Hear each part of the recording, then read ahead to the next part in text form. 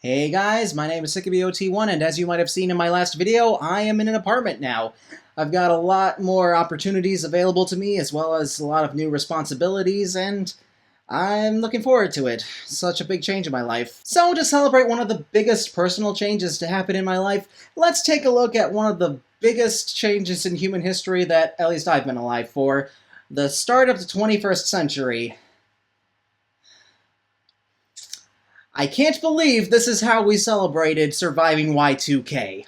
A few months back on Twitter, I asked people what year-end they might like me to tackle next for worst and best lists, and I was surprised at how many people suggested significantly older years, 90s, 80s, even 70s in some instances. So to satiate that itch, well, 2000 was basically still the 90s anyway, right? Maybe it's just culture shock here, but I was surprised at just how much of this year-end was full of boring, interchangeable R&B. Like, could anyone tell me anything about Joe, or Brian McKnight, Donald Jones? Probably not, and they were a dime a dozen this year. Plus, this year carried some oddities. The #1 song of the year is Breathe by Faith Hill, which famously never touched #1 on the Hot 100, a feat only done once before and once since. And to my surprise, hip-hop was a minority genre on this list. Rock and country each probably had more songs apiece than hip-hop altogether. You can bet something like that isn't gonna happen again anytime soon. But I guess this is the kind of culture shock you feel when you take years piecemeal.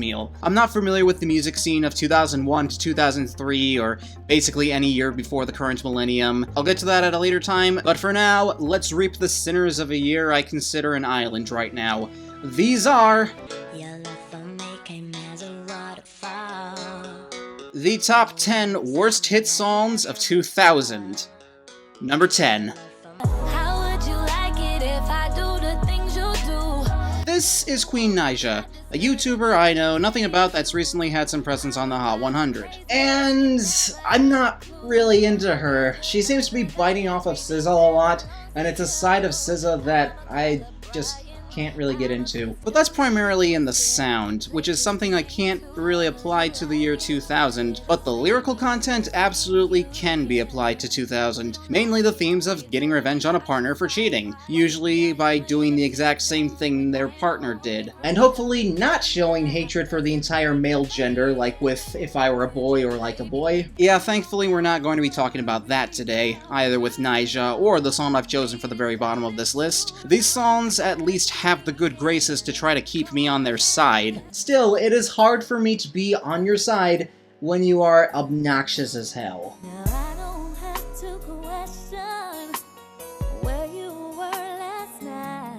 Yeah, expect to see a lot of names on this list that you don't recognize, along with some tropes that you almost most certainly do recognize. Like with other girl power R&B songs that I've trashed, especially Like a Boy, at its most basic level, I'm not opposed to a girl calling out their significant other for cheating or being distant or whatever. If your man needs calling out, yeah, go for it. But still, I think it's hard to do a song about getting back at your boyfriend by giving him a taste of his own medicine, well, because at the end of the day, you're doing the exact same thing that you accused them of doing, and that makes you not sympathetic at all. And Candy here is even less sympathetic than that because she is not framing this as reactionary. But I can be mad at you, 'cause there's something that you don't know. To Queen Nyjah's credit, when she talks about FaceTiming Brian or Lorenzo or other names I hope aren't referring to actual real-life people, she implies she had a clean slate before she heard about what her man was doing. Candy, on the other hand, was just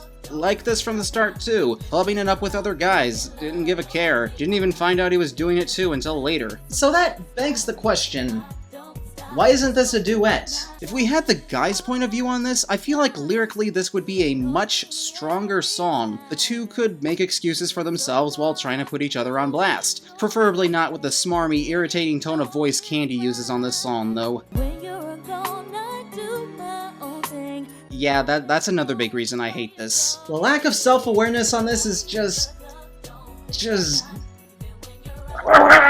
When I hear this, I don't hear someone out for revenge, as insufferable as that also would have been.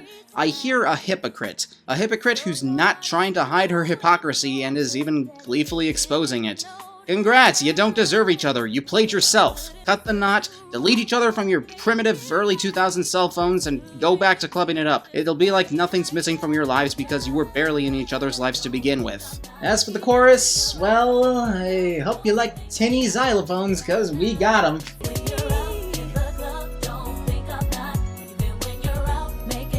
This is just a mess. The beat on the verses is fine, I guess. Nice blend of pianos and violins, and Candy is not doing it justice. But once the drum machines hit, I feel like someone's twerking on my face. Candy starts getting even more aggressively in your face about her clubbing habits, and her tone of voice makes Britney Spears sound sophisticated by comparison. The percussion is bouncy and erratic, and the xylophones, while being shoved to the back of the mix, still manage to be incredibly distracting and make me feel claustrophobic. I get trying to annoy the one who did you wrong, but do the rest of us also have to suffer? I can still hear it. Look, I've heard worse solo female R&B songs about tearing down some guy who's not treating their girl right, and spoilers, it's not the last one on this list, but if you fail to give me a reason to like you, you've failed. Man, no wonder Candy didn't catch on outside of Escape.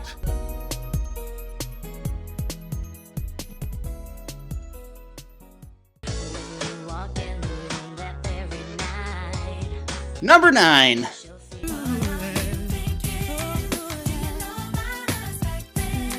Another one of these already, huh? Kinda makes me wonder why I even played the transition at all, to be honest. You might think at first that the title alone tells you just about everything that's going to be wrong with this song, and to be fair, it does tell you a lot about what kind of song this is going to be. Toni Braxton's gonna complain about her ex, and she's gonna try to make him feel like dirt because they weren't right for each other. And that on its own would be enough to make me roll my eyes because it's not even compelling melodrama. But this isn't even aimed at the ex at all. It's aimed at the girl that her ex married. Not hooked up with. Married. All throughout, Braxton goes on and on about how I had him first and he was pathetic and tried begging with me to stay together, bringing this all up while trying to frame it that the other girl is approaching her about all this. And if that's true, about what exactly? And her feeding into this makes it clear she cares way more about this than she likes to admit. I don't even know what the point of this is supposed to be. To give your ex one more kick in the nuts? To say I told you so to his rebound? What sort of pleasure do you really get out of rehashing this drama? Is it the satisfaction of hearing yourself sing so low to the point of practically gargling your lyrics? I know pretty much nothing about Toni Braxton, but I'm gonna say this right now before I have to listen to more of her stuff for year-end listens. If she sings that way for every song, I'm probably gonna kick the wall until my toes bleed. You can clearly tell she doesn't have the range for what she's trying to do on the verses. It's quiet and drowned out by some phony accent to the point of it being nearly impossible to make the words out. On second thought, maybe that's a good thing. Plus it just sounds so tuneless. If I'm not listening to it in the moment, I'm not gonna remember what her singing or even the beat sounds like on the verses. It's that aimless and forgettable, and it makes me wonder how this managed to claw its way up to number 2. Then again, she probably wanted to be as weird and annoying as possible given the subject matter. I guess you gotta get under every man's skin somehow.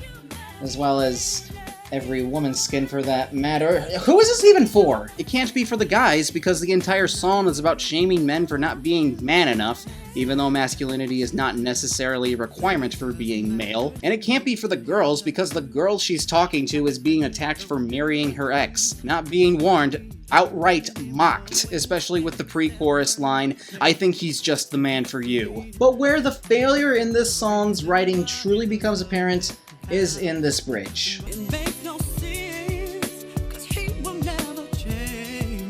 If given the proper context, I would think this would be fair. But when all you tell us about your ex is that he cried, pretty much, there's nothing to ruminate on, except to wonder if you took The Cure's Boys Don't Cry literally and just assumed all guys are super macho. Only 2 songs in and 2000 is looking like the perfect year for women who hate men. I guess some things never change. Hoorah!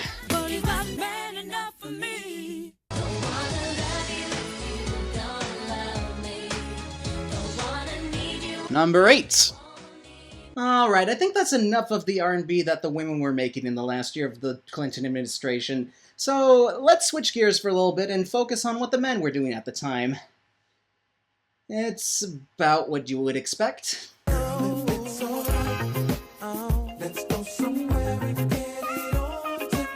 I swear, I've seen this title on my list multiple times when working on this video, and more often than not, I don't even remember what the song even sounds like or why I decided to put it on the list, even at a low position. Then I listen to a bit and it all comes back to me. Montez Jordan. Did I ever listen to this? Hold on. Screw you, dude. Unlike my other picks for this list, I actually don't mind the beat to this, at least in theory. I like the idea of the 4-note tropical guitar rhythm, sometimes accented by some small electric guitar licks. It's effective and kinda sexy. I don't think it's particularly mixed well, possibly due to dated production, but the making of a good beat is there, I will give it that. But I can't ignore that this is a cheating anthem, even a little. If this was just your typical hookup anthem, I would find it pretty derivative, slimy, and not worth caring about. But it's that one extra detail of, I already have a girl but I don't care, that makes it particularly insufferable. Sure, not as insufferable as songs about a guy trying to steal a girl from their man, but god, it doesn't sit well with me. Kinda like my laptop when I'm in a recliner. I don't know, just something about the way Jordan focuses purely on the fantasies he's having about this other girl while barely touching on the girl he brought to the club feels slimy. It's framed in a way that makes him sound like an asshole for ditching someone at the drop of a hat, and his smooth singing pushes that image even further. And I wasn't quite sure that take was justified until I saw the music video, specifically the ending. What did you do tonight? Nothing. Montel's girlfriend asks him what he did last night and lies saying he didn't do anything. Then he gets a text from the other girl asking to hook up again and just, wow, I hate you. Candy, Beyonce, Ciara, etc.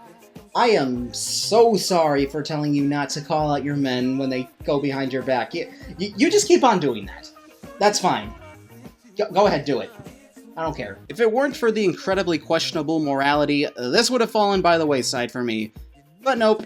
This guy had to go the extra mile to show himself as a full-on douche, and it was his last hit in America. If that isn't karma, I don't know what is.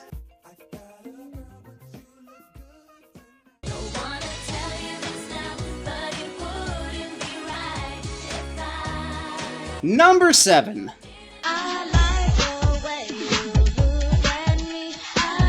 Yep, before this song title belonged to Cardi B, it belonged to the guy who sang the chorus on Kiss Me Through the Phone when he was 13. And while I've seen people familiar with this year say this is pretty bad, I'm willing to give it just the slightest bit of a pass. I'm not really interested in going after child stars when they're doing the best that they can, even though 18 years have passed, and I doubt Sammy would care if I called this song bad and described why it's bad. Plus, I think there's something to the young puppy dog love presented in this song. He's happy enough with how the relationship is going, and that's fine. He doesn't have to make any mature decisions or think too hard about what's going to happen next, and I kinda envy that in a way. The other big child star hit of this year doesn't have that excuse.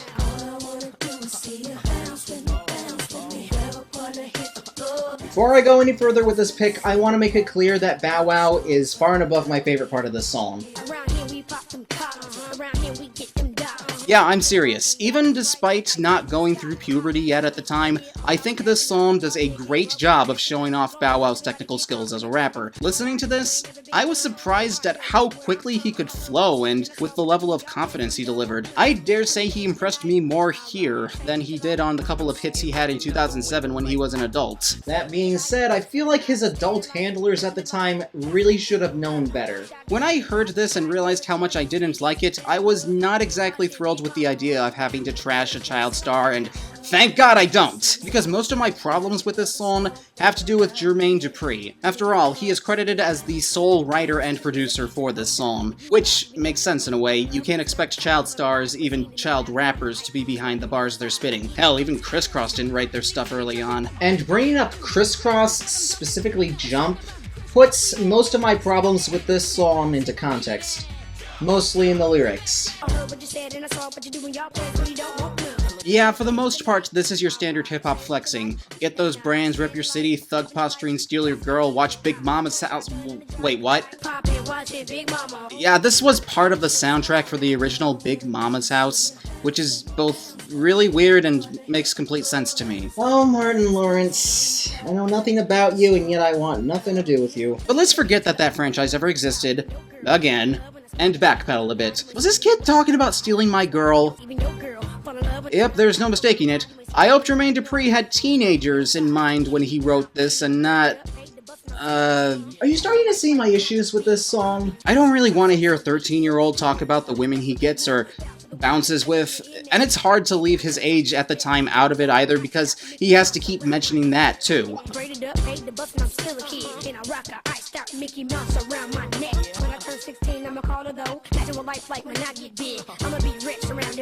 To be fair, he wasn't all that wrong. He did grow up to be famous and surrounded by chicks, presumably.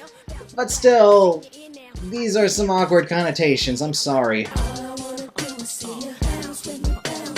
I also just don't like the beat or the chorus from Escape. They just feel too frantic and slapdash for this kind of song, not really bassy enough to balance out Bow Wow's voice at the time either. In fact, the beat kinda drowns him out throughout the whole song.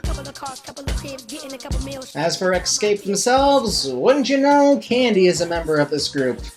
Yeah, that makes me significantly less interested in hearing their stuff on year-end lists. Bow Wow. A talented guy whose first shot of success was from the soundtrack to a dated comedy about cross-dressing. It can only go up from here, at the very least.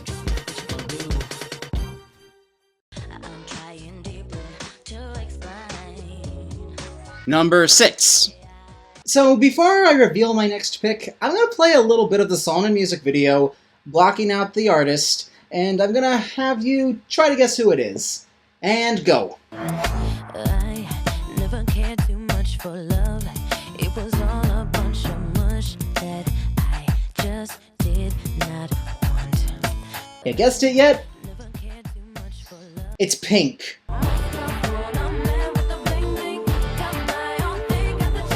Yes, I was surprised to find out that Pink started her career not in rock or even pop, but in R&B. And now that I know about it, I can see why she switched up her style and that songs like Get the Party Started or So What are the songs that define her career and not There You Go. Simply put, this isn't a good fit for Pink and it sounds bad. I realize that it can seem stupid to judge an artist's older work because it's not what I'm used to, but regardless, I can't get behind this spacey synth, cheap percussion that overpowers the main melody from the keys, or how the only real sense of power comes from the painfully underutilized electric guitar chords on the chorus. It's all tension without a satisfying payoff. Those electric guitars on the chorus, as half-assed as they are also the only hints I get of this even being a Pink song at all, and unfortunately they are not powerful enough to make this song really connect. But the biggest disappointment on this track is ultimately Pink herself. Sometimes on this track she brings some of her attitude, I guess, but other times she seems to do her best to just try to blend in with every man-hating R&B star at the time. Very soft-spoken and nondescript, not coming close to showing off the fire and personality I know her for. In fact, it doesn't even come close to displaying what she brings to her pop sellout songs. Yes, just like Fire and What About Us are generic and not very good, but I can tell Pink made them. They sound like her, and I'm not gonna say no one else could make them,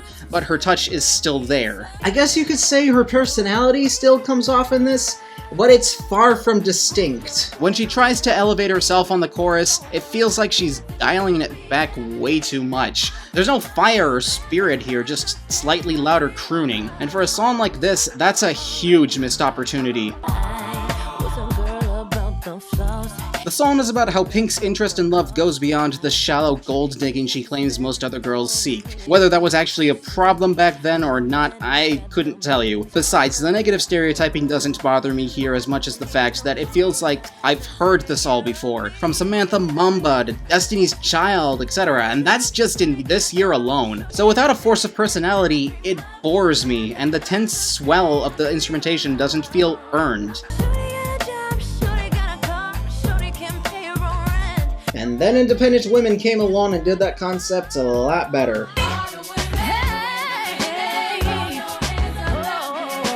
Yeah, I'm not a huge fan of Destiny's Child, especially in 2000, but this is something they got right. Unlike this, the song's so stiff and neutered it makes Just Give Me a Reason not sound that bad in retrospect.